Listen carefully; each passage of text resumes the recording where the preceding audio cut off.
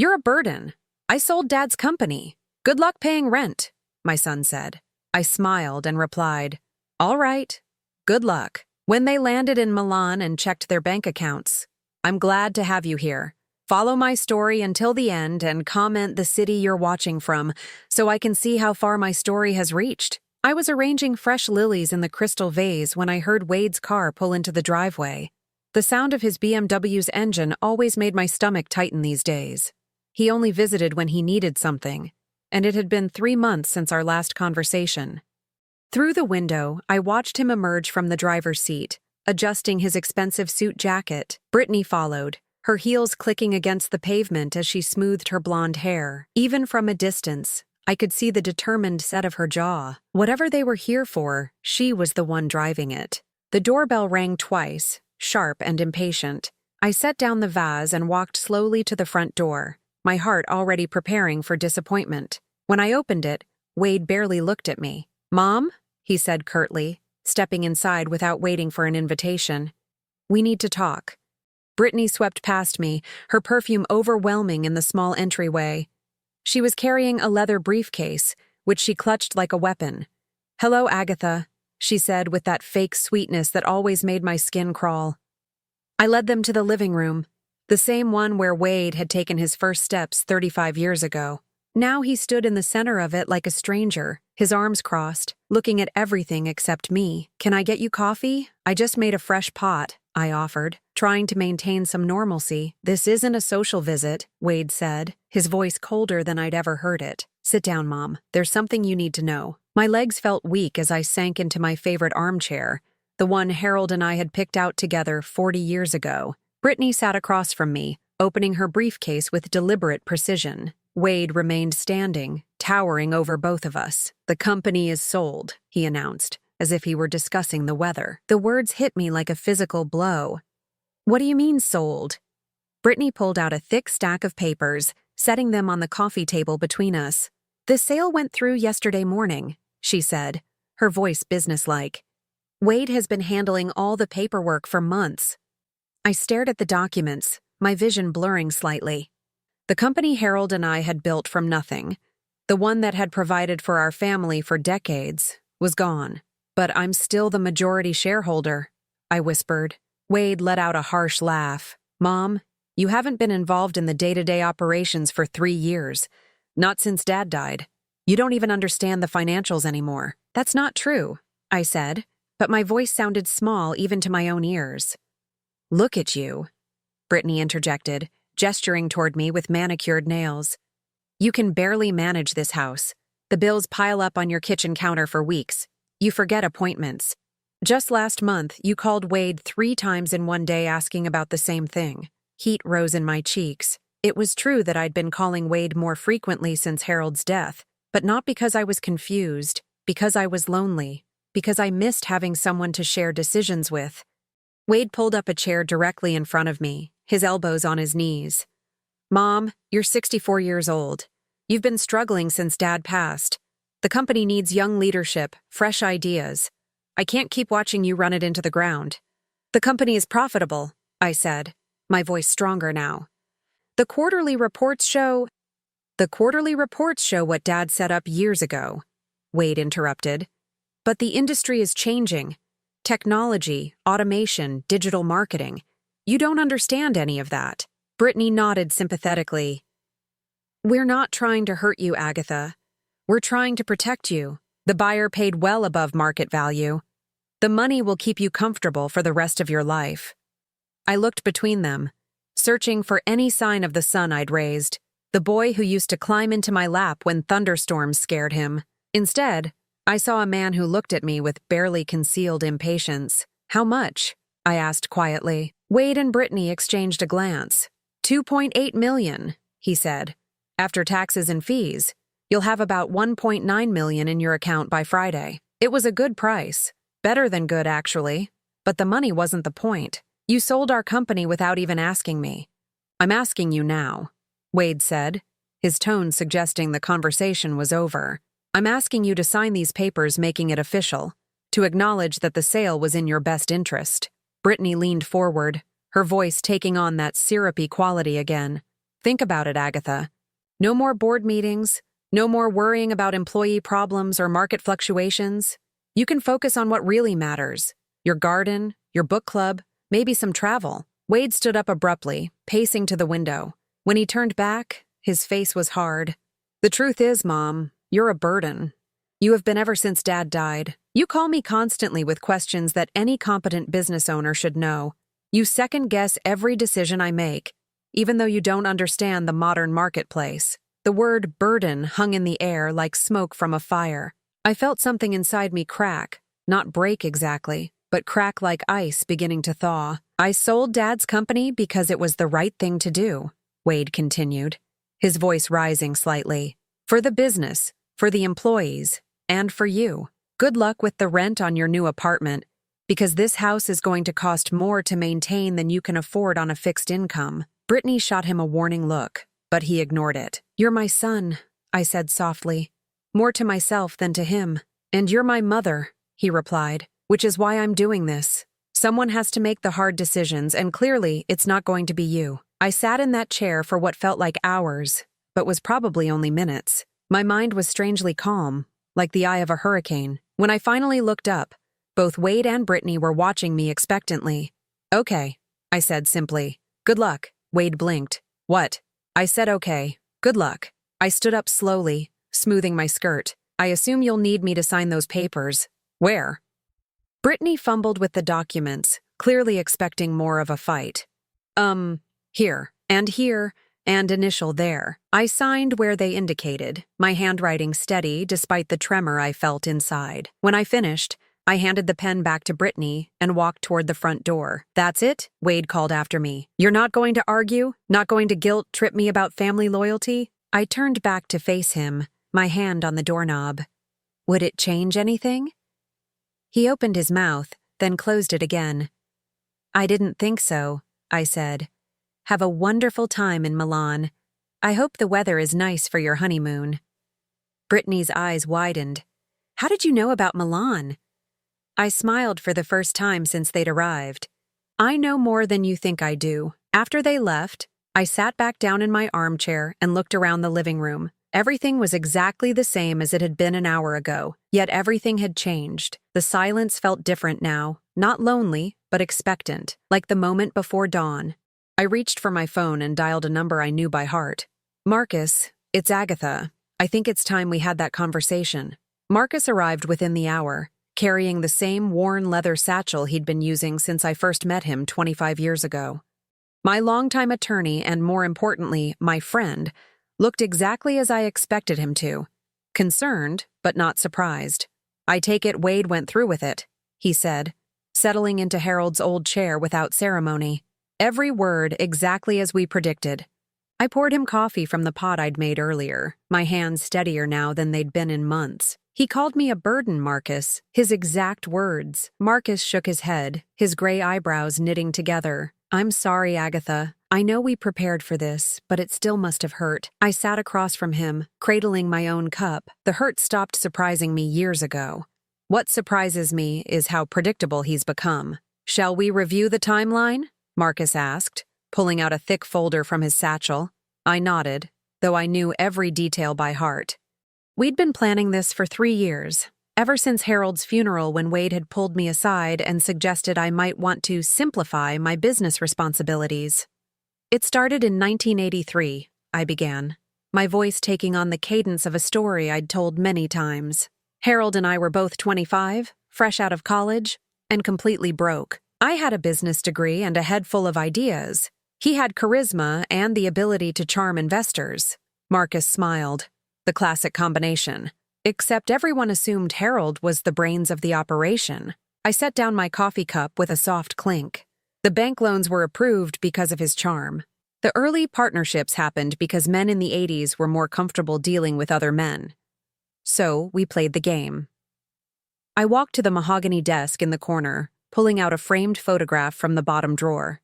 It showed Harold and me at the ribbon cutting for our first office building. He was holding the scissors, beaming at the camera. I was standing slightly behind him, my hand on his shoulder, smiling but watching the crowd. I was always watching, I said, more to myself than to Marcus. While Harold worked the room, I was calculating who had real influence, who was just talking big, which deals would actually materialize. And the company structure, Marcus prompted. Officially, Harold owned 60%, I owned 40%. But the real power was in the subsidiary companies, the holding trusts, the intellectual property rights. All things I set up and managed while Harold focused on the public face of the business. I opened another drawer, this one filled with documents that Wade had never seen. When Wade joined the company 8 years ago, Harold was already showing signs of his heart condition. We knew we needed to plan for succession. Marcus pulled out his reading glasses. That's when you established the Meridian Trust. Exactly. I felt a familiar satisfaction remembering how carefully we'd constructed it. 70% of the company's actual value, the patents, the international contracts, the commercial real estate holdings, was transferred to a trust with me as the sole beneficiary. The remaining 30%, which included the day-to-day operations and the company name, stayed in the traditional corporate structure. And Wade knew none of this? I laughed, but there was no humor in it. Wade knew what he wanted to know. He was so eager to prove himself, to show that he could run things better than his old-fashioned parents. He never asked the right questions. The afternoon sun was streaming through the windows now, illuminating dust motes that danced in the air like tiny secrets. I remembered another afternoon, almost exactly a year ago, when I'd overheard Wade on the phone in Harold's old office. He was talking to Britney, I said, the memory still sharp. She was asking about the company's assets, about whether I had any real control over the finances. Wade laughed and said I was just a figurehead, that I'd never understood the business side of things anyway. Marcus made a note on his legal pad. That's when you decided to accelerate the timeline. That's when I realized my son had never really known me at all. I returned to my chair, feeling the weight of decades settling around me. For 35 years, I've been the woman behind the curtain. I've let Harold take credit for my ideas, let Wade believe I was just his scatterbrained mother who needed protection. Why? Marcus asked gently. It was a question he'd posed many times over the years. Because I thought it was what they needed from me. I traced the rim of my coffee cup with my finger. Harold needed to feel like the success was his. His pride required it. And Wade needed to believe he was rescuing me from my own incompetence. It gave him purpose. But Harold knew the truth. Harold knew. My voice softened, especially at the end. The night before he died, he made me promise something. He said, "Don't let Wade take advantage of your kindness the way I did. Make sure he learns what you're really worth."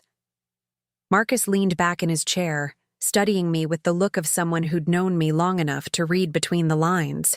And now Wade has sold what he thinks is our entire company for $2.8 million.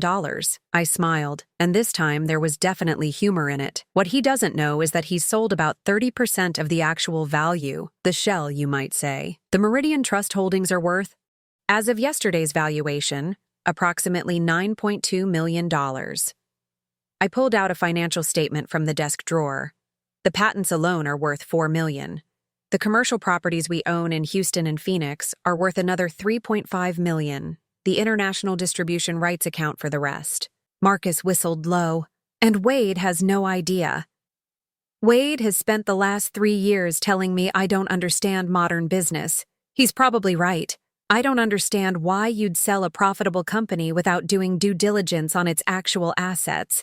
I stood and walked to the window, looking out at the garden Harold and I had planted together. Do you know what Wade said to me last Christmas? He said I was living in the past, that I needed to accept that the business world had moved beyond what a woman of my generation could understand. What did you tell him? I told him he was probably right. I turned back to Marcus, and then I made 3 new international deals and increased our patent portfolio by 40%. Marcus closed his folder and leaned forward. So what happens now? Now we wait for Wade and Britney to arrive in Milan. They're staying at the Palazzo Parigi, the presidential suite. I booked it for them myself, as a wedding gift, using company funds that no longer exist, using funds from an account that Wade thinks contains his inheritance money. I felt a small flutter of anticipation in my chest. The account that will show a zero balance when they try to access it tomorrow morning. And the 53 calls? I laughed, the sound echoing in the quiet room. That's just an estimate. Knowing Wade, it might be more. Marcus packed his papers back into his satchel, but he didn't stand to leave. Agatha, are you sure about this? Once this plays out, there's no going back with Wade. I considered his question. Really considered it. Was I sure? Was I ready to lose my son completely in order to teach him who I really was? Marcus, I said finally. I lost my son the day he decided I was a burden. Everything that happens now is just me getting my dignity back. After Marcus left, I sat alone in the house that suddenly felt more like home than it had in years. I picked up my phone and scrolled through my contacts until I found the number I was looking for.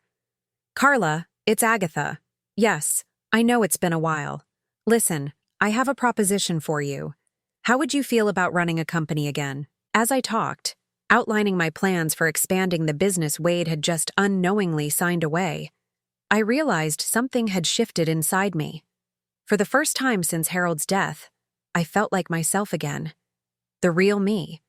The woman who'd built an empire while everyone thought she was just serving coffee and keeping the books. Tomorrow, Wade would learn the difference. Whether he could handle the truth remained to be seen. The first call came at exactly 9:47 a.m. Milan time, which was 2:47 a.m. where I was sitting in my kitchen, wide awake with a cup of chamomile tea. I'd been counting down the hours, knowing that Wade and Britney would try to access their funds first thing in the morning after their arrival. I let it ring. The second call came 3 minutes later, then another. By the fifth call, my phone was vibrating so aggressively on the kitchen table that it nearly fell to the floor. I picked it up on the sixth ring. Hello, Wade. Mom! His voice was strained, panic barely contained beneath a thin veneer of control. There's a problem with the bank accounts, some kind of technical issue. The funds from the sale aren't showing up. I took a slow sip of my tea. That's strange. Have you called the bank? Of course I called the bank. The veneer was already cracking. They said the account was closed yesterday afternoon. Closed, Mom. How does an account just close itself? I wouldn't know, dear. Banking isn't really my area of expertise, as you've reminded me many times.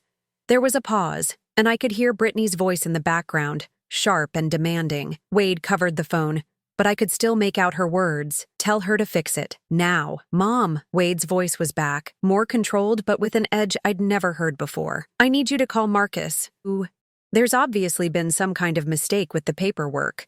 The sale money should have been deposited yesterday. I'll call him in the morning, I said pleasantly. It's nearly 3 a.m. here, Wade. I'm sure whatever it is can wait until business hours. No, it can't wait. The controls snapped completely. We're in Milan, Mom. We have reservations, plans.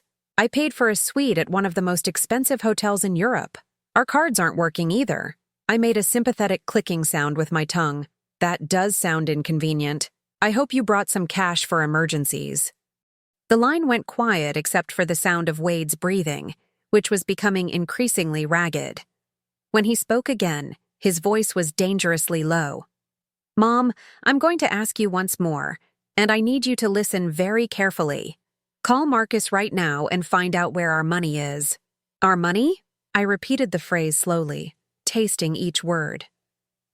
I wasn't aware that you and I had any joint accounts, Wade. The money from the sale, my inheritance, the $2.8 million that should be in my account right now. I set down my teacup with deliberate care. Oh, that money. Yes, I know exactly where that is. Thank God, I heard him exhale. So call Marcus and... It's in my account, I said simply. The silence that followed was so complete I wondered if the call had dropped. Then Wade's voice came back, barely above a whisper. What did you say? I said the money is in my account, where it's always been, where it will stay. The explosion was immediate. What the hell are you talking about? I sold the company. I have the paperwork. You signed it yourself. Yes, you did sell the company. And yes, I did sign the papers. You sold 30% of Herald Industries for $2.8 million. Quite a good price for what you actually owned, all things considered. I could hear Britney now, her voice getting closer to the phone. What is she saying? Wade, what is she talking about? Mom. Wade's voice was shaking now. Whether from rage or fear, I couldn't tell. Stop playing games. You can't do this. The company was Dad's. It's mine now. The company name was your father's, yes. And the daily operations, the employee payroll, the office lease in downtown Austin. All of that was yours to sell, and you did. Congratulations. Then where? His voice cut off abruptly, and I knew he was beginning to understand. Where are the assets? I finished for him. The patents, the international contracts, the commercial real estate, the manufacturing rights. Those were never part of what you inherited, dear. Those were always mine. The phone clattered, and I heard Brittany's voice clearly now. Give me that phone. Mrs. Holloway, this is Britney. I think there's been a misunderstanding. Hello, Britney. How's the weather in Milan? Never mind the weather. Wade is telling me you're claiming ownership of assets that rightfully belong to him. That's not legally possible. I've seen the incorporation papers. You've seen some incorporation papers, I corrected. The ones Wade wanted you to see. Tell me, did you happen to review the Meridian Trust documents? Or the Patterson Holdings subsidiary? Or perhaps the intellectual property assignments filed with the state of Delaware? The silence told me everything I needed to know. I didn't think so, I continued. You see, Britney, when you spend 40 years building a business, you learn to protect your interests. You learn that sometimes the most important assets are the ones that aren't written on the letterhead. Wade's voice came back on the line, and now there was definitely fear there. Mom, you can't do this. I'm your son. We're family. Yes, we are family. Which is why you felt comfortable calling me a burden and selling what you thought was my life's work without even consulting me. I stood up from the kitchen table and walked to the window, looking out at the sunrise beginning to paint the sky pink.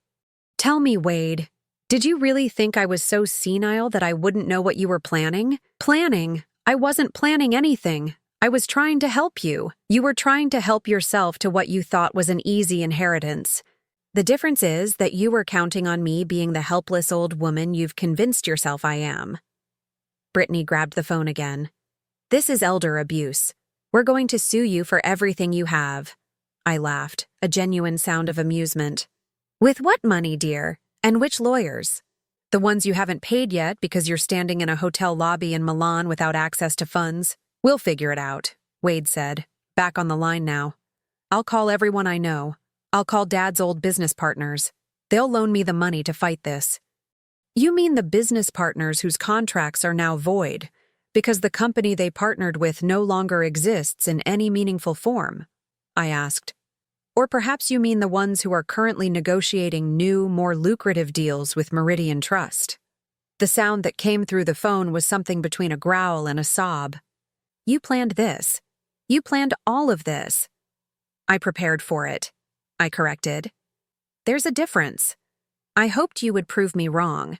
I hoped you would show me that you valued our relationship more than you valued what you could take from me. I do value our relationship. No, Wade. You value what you thought our relationship could get you. There's a difference there, too. I heard hotel lobby sounds in the background, voices speaking rapid Italian, and the unmistakable ding of an elevator.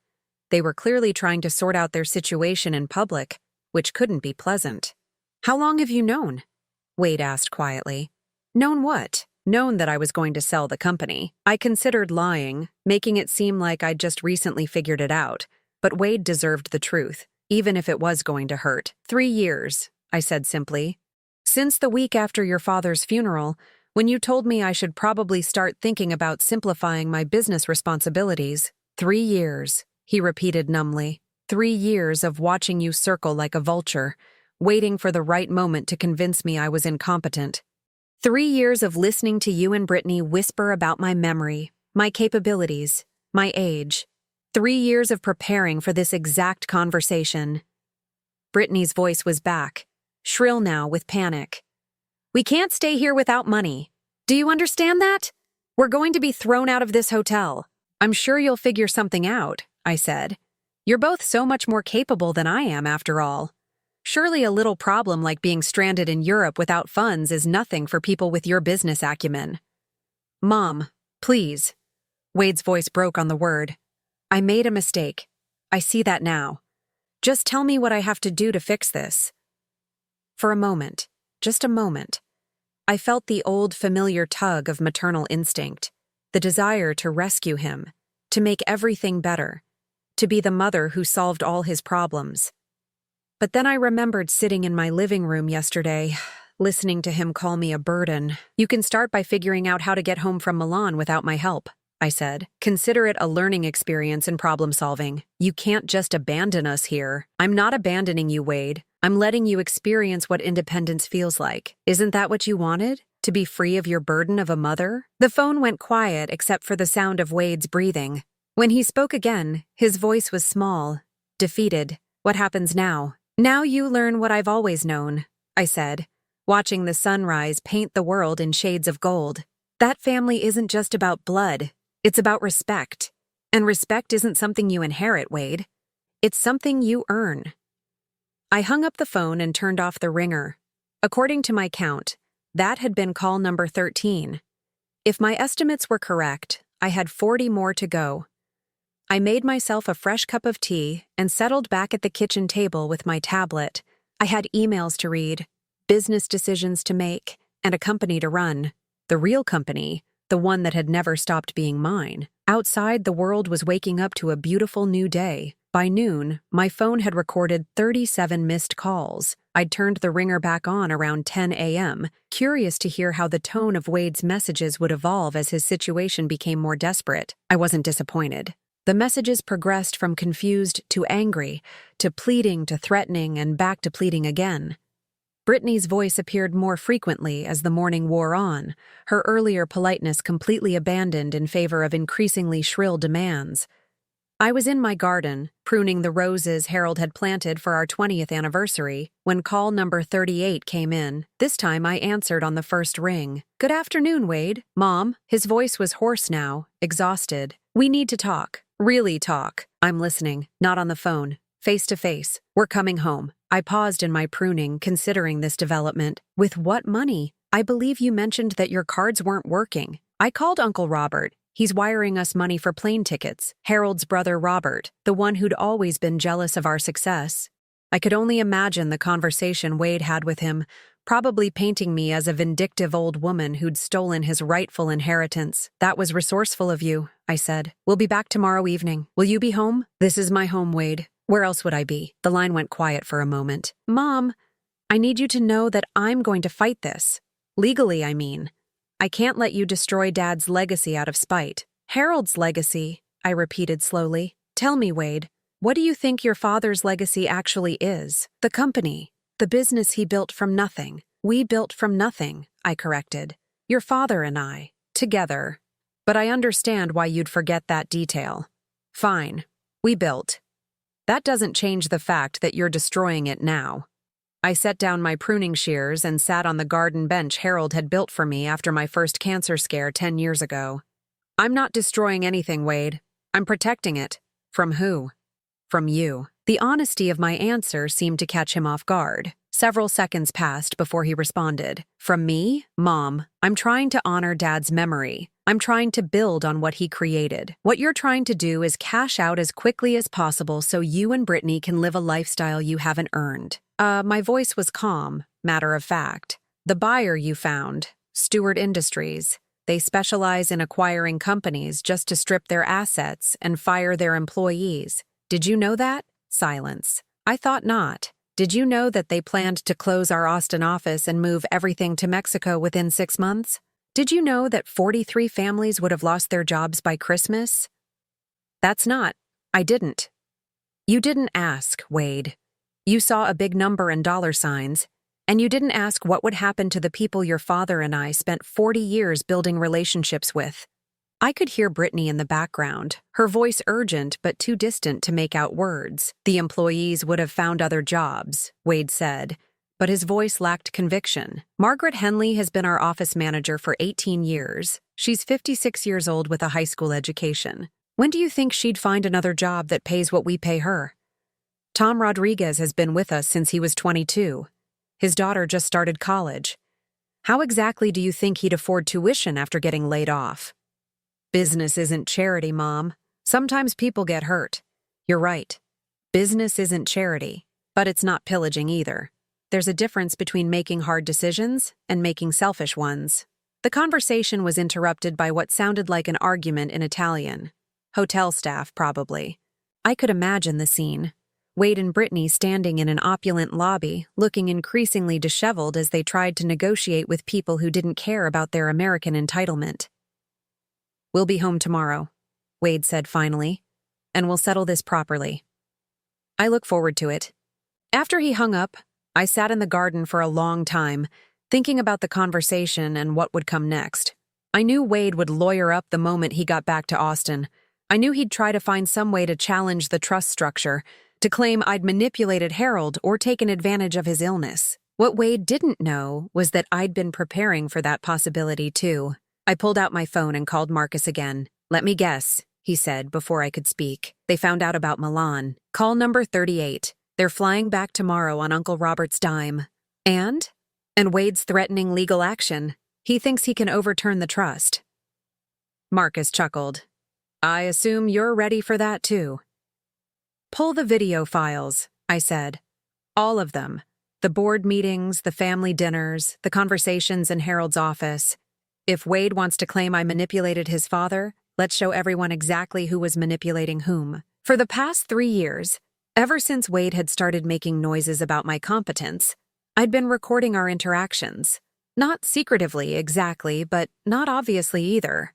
A small digital recorder in my purse during family dinners, voice memo apps running during phone calls, security cameras in the office that captured more than just break-ins. I'd learned long ago that documentation was protection, especially for women in business, especially for older women in business. "How extensive are we talking?" Marcus asked. "Extensive enough." Wade telling Harold that I was getting confused about basic business concepts. Wade suggesting to his father that maybe it was time to transition me into an advisory role only. Wade discussing with Britney how to convince me that selling was in my best interest. And Harold's responses? I smiled, remembering.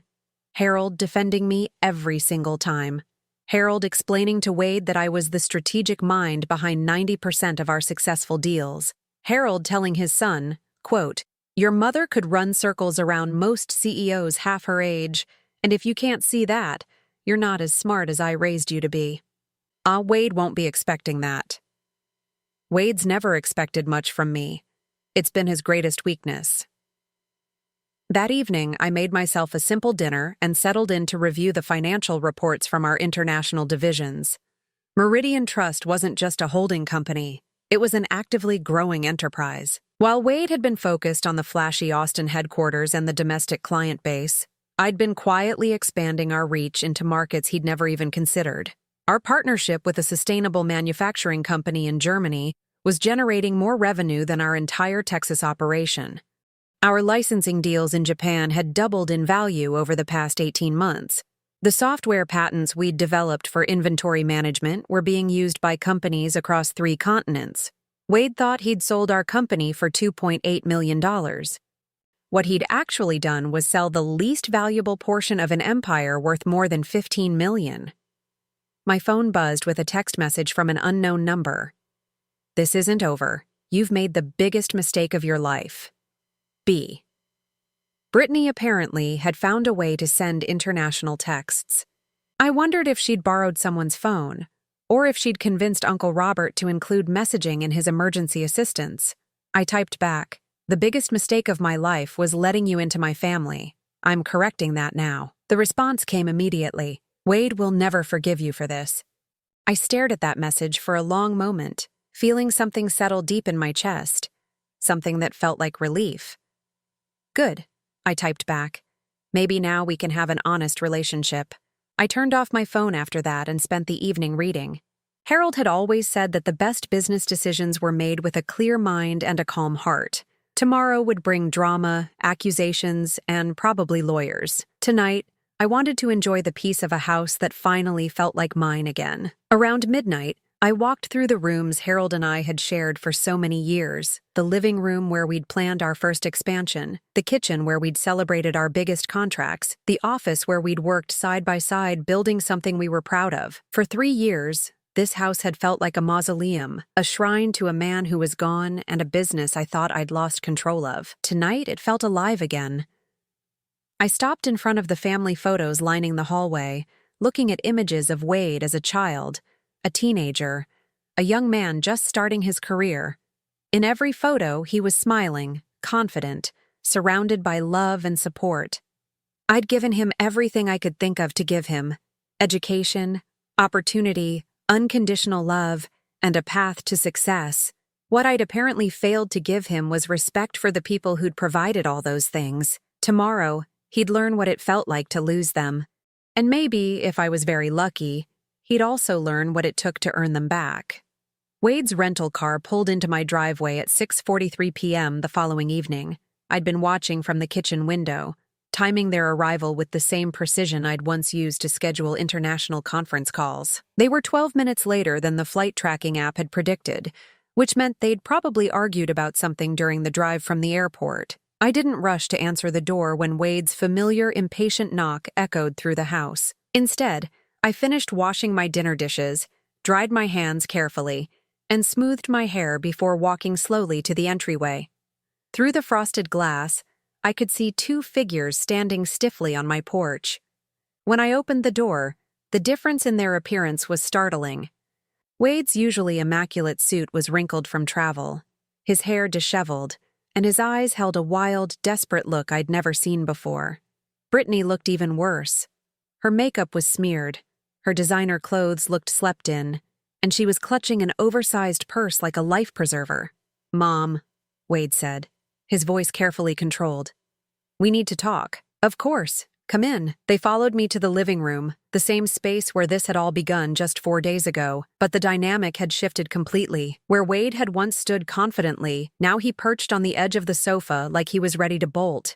Britney sat beside him, her eyes darting around the room as if she was cataloging items for potential value. "I've brought my lawyer," Wade announced, trying to reclaim some authority. "He'll be here tomorrow morning. We're going to contest the trust documents." "That's certainly your right," I said pleasantly, settling into my favorite chair. "Though I should warn you that legal challenges to properly executed trusts rarely succeed, especially when there's 30 years of documentation supporting their validity." Britney leaned forward, her composure finally cracking completely. "You can't do this to us, Agatha. We have a life planned. We have commitments. I quit my job at the hospital because Wade said we'd be set for life."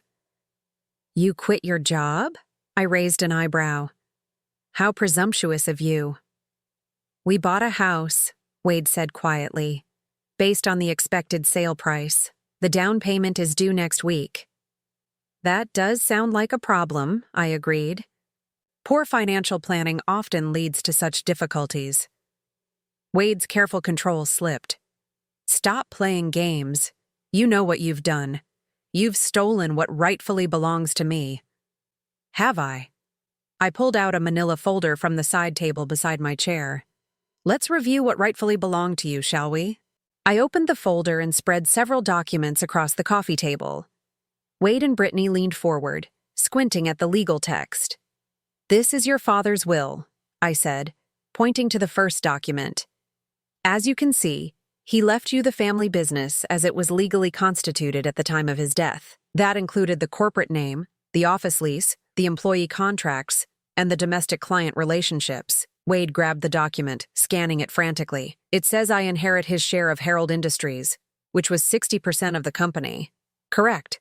60% of Herald Industries as it existed 3 years ago." I pulled out another document. "However, this is the amendment your father signed 18 months before his death, formally acknowledging that the most valuable assets had been transferred to separate entities in which he held no ownership stake." "That's impossible," Britney said, snatching the paper. "Harold wouldn't have signed away his own assets."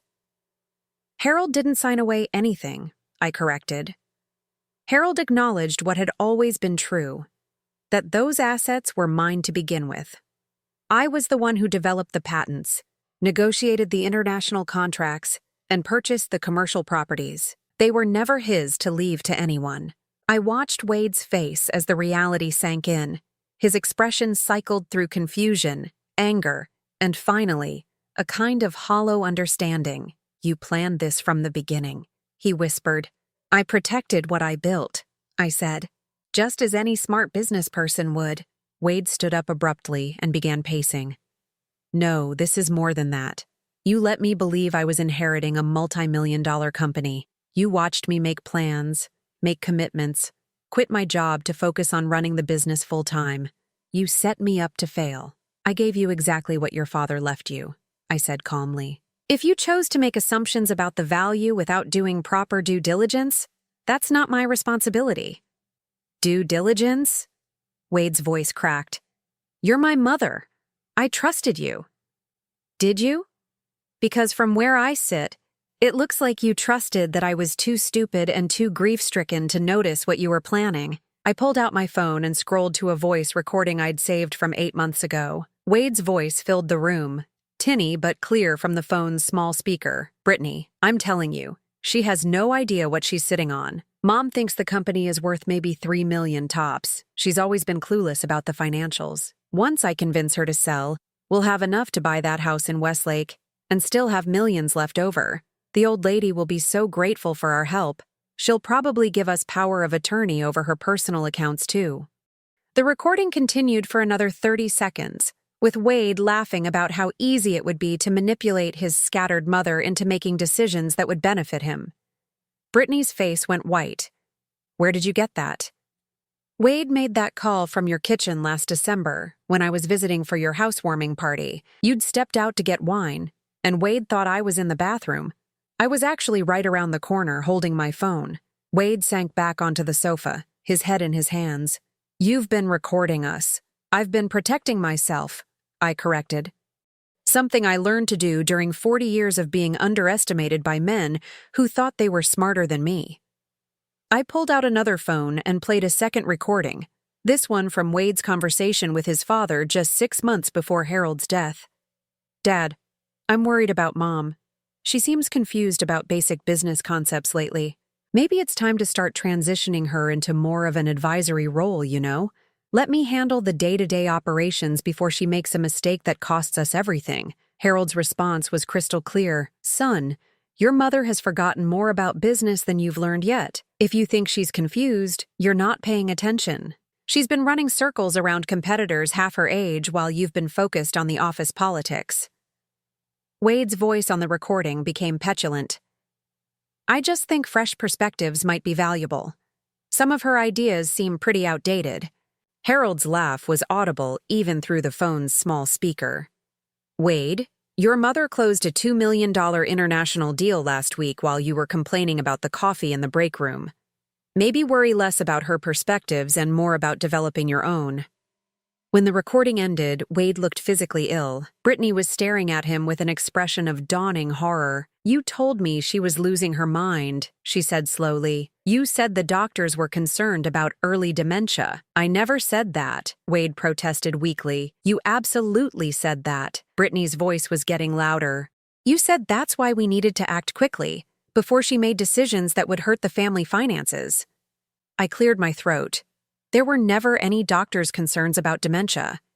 My last cognitive assessment, done as part of my annual physical 4 months ago, showed no signs of any mental decline whatsoever. I can provide you with the medical records if you'd like. Britney turned to stare at Wade with a look of pure disgust. You lied to me. About everything. I didn't lie, Wade said desperately. I was trying to protect our future. Mom's getting older, and I thought, you thought you could steal from your own mother and convince your wife it was for her own good, I finished. The question now is what you're planning to do next. Wade looked around the room like a trapped animal. I'll contest the trust. I'll hire the best lawyers in Texas. I'll prove that you manipulated Dad when he was sick. With what money? I asked reasonably. Your cards don't work, remember? Uncle Robert paid for your plane tickets, but I doubt he's prepared to fund a prolonged legal battle against trusts that have been properly maintained for 3 decades. I'll figure something out. You could, I agreed. Or you could accept reality and decide what kind of relationship you want to have going forward. Britney stood up abruptly. I'm not staying for this. Wade, fix this or I'm done. I didn't marry someone who would lie to me about millions of dollars and then lose it all through sheer stupidity. She stormed toward the front door, her heels clicking angrily against the hardwood floor. Wade started to follow her, then stopped and turned back to me. What do you want from me?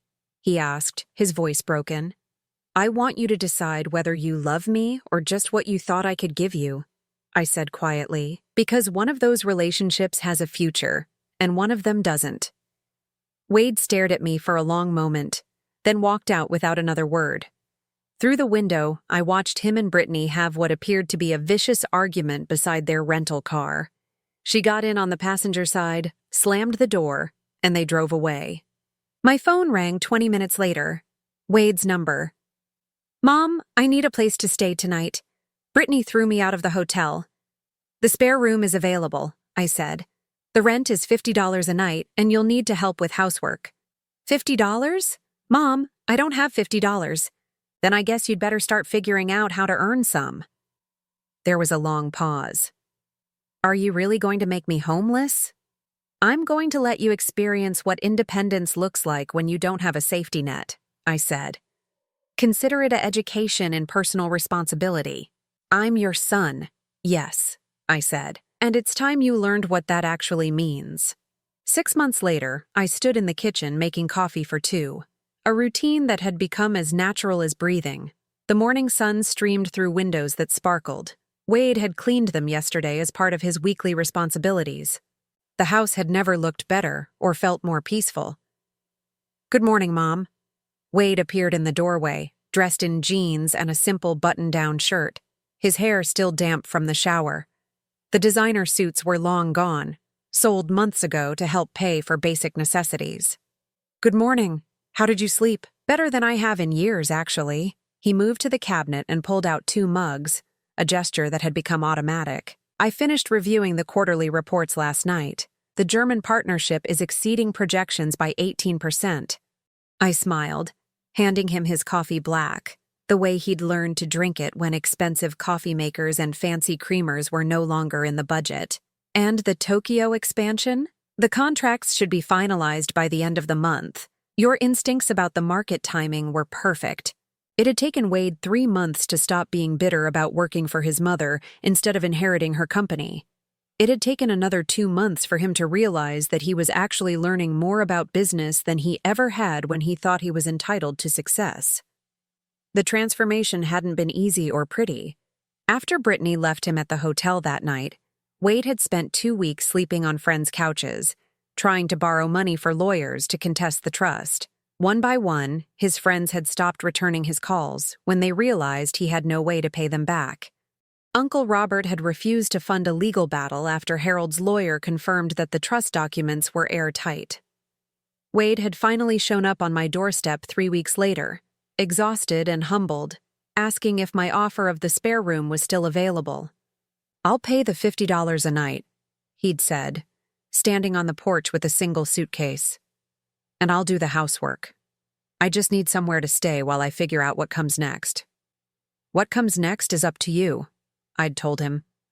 "But if you're staying here, you follow my rules." The rules had been simple, but non-negotiable. No drinking, no drugs, no overnight guests without permission, rent paid weekly in advance, household chores assigned and completed without complaint. Most importantly, if he wanted to be part of the family business again, he would start at the bottom and work his way up based on merit, not bloodline. "I have a meeting with the Henderson Group this afternoon," I said now, settling at the kitchen table with my coffee. "Would you like to sit in?" Wade's eyes lit up. "Really? They're one of our biggest potential clients. They're also notoriously difficult to work with.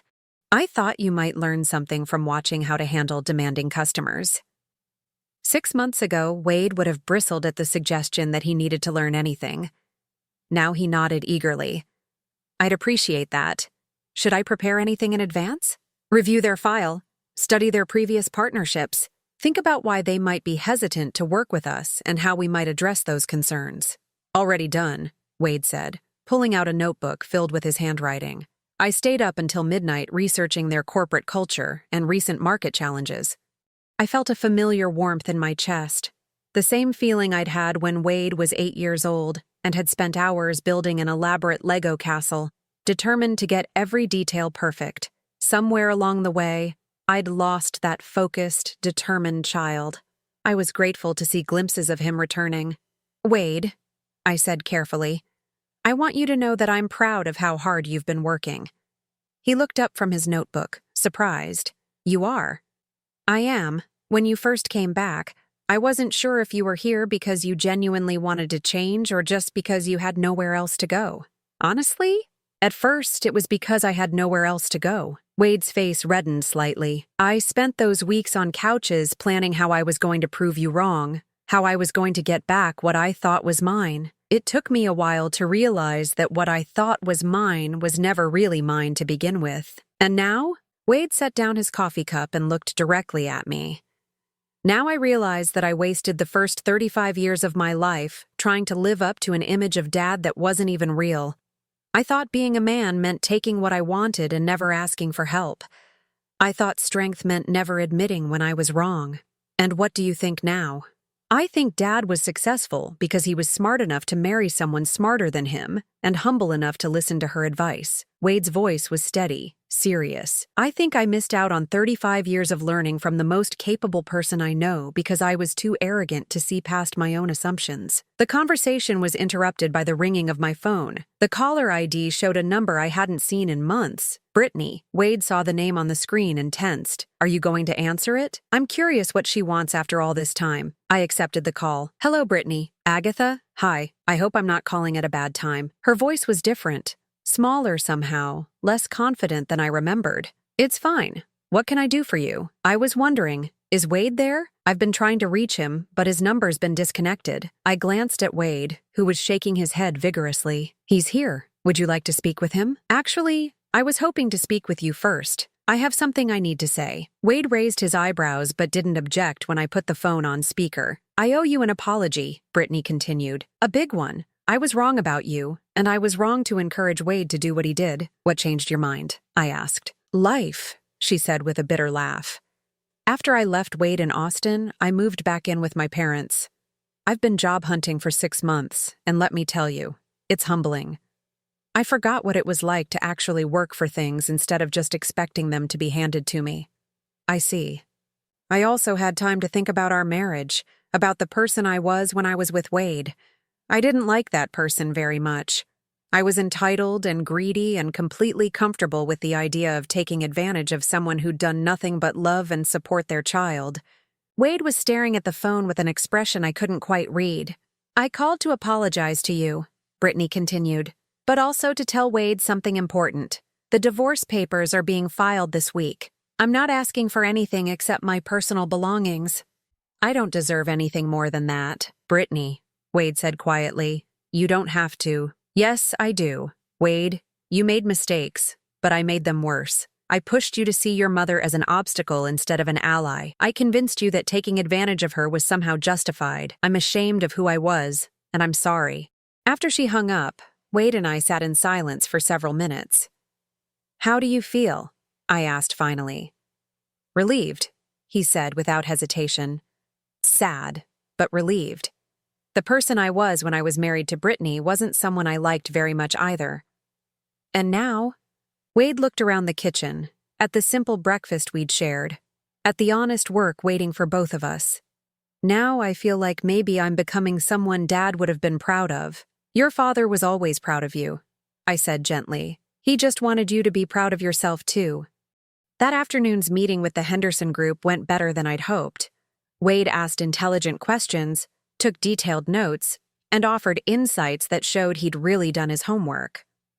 When they asked about our succession planning, I was able to point to Wade as our director of operations, a title he'd earned through 6 months of 60-hour weeks and flawless performance.